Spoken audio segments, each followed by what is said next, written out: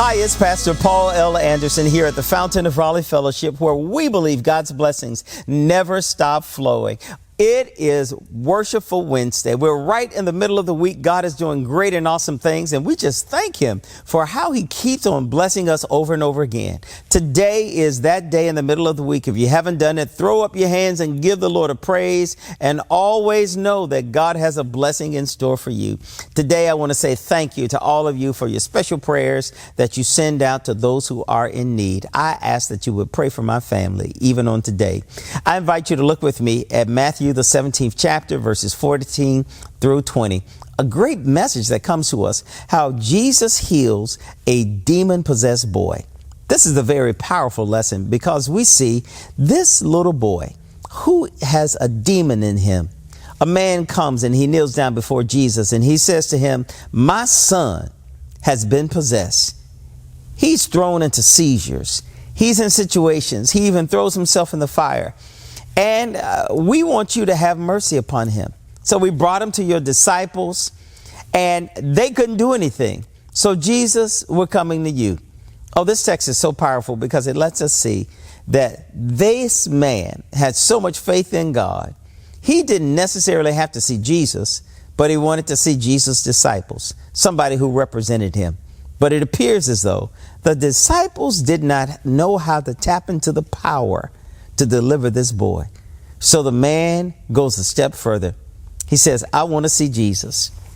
You know, you and I need to say, "I want to see Jesus," because when I see Jesus, I know it's going to be all right.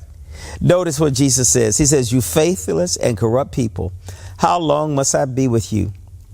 How long must I put up with you?"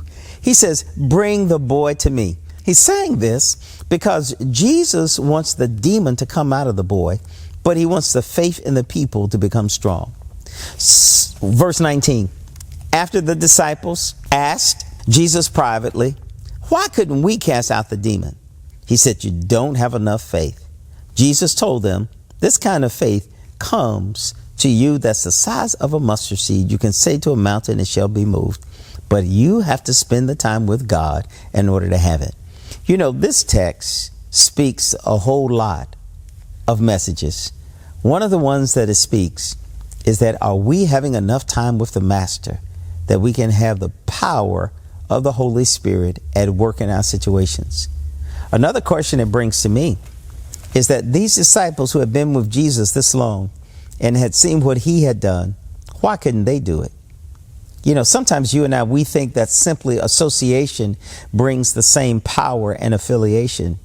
It's so true that simply because you're around a person doesn't mean you possess what the person possesses. Jesus had a wonderful relationship with the Father, and he demonstrated it in his words and deeds. May you and I have a wonderful relationship with the Father, that our prayers are being heard, our prayers are being answered, and a difference is made in the lives of people. May God bless you. May heaven smile upon you. Always know that you're exceedingly and abundantly blessed, and God has a great blessing in store for you. Take the Lord with you everywhere you go, and we'll talk with you again on tomorrow. To sow a seed to the Fountain of Raleigh Fellowship, visit our newly redesigned website, thefountainofraleigh.org, and select Sow a Seed from the homepage. Also, giving has been made easier with the new Fountain of Raleigh app, available now in the Apple App Store and Google Play Store. Download today, select Giving from the main menu, and then follow the directions to complete your giving through Subsplash. Thank you so very much for all of your gifts and donations that you've given to the Fountain of Raleigh Fellowship. We thank you for what you've done in the past, what you're currently doing, and what you will do in the future.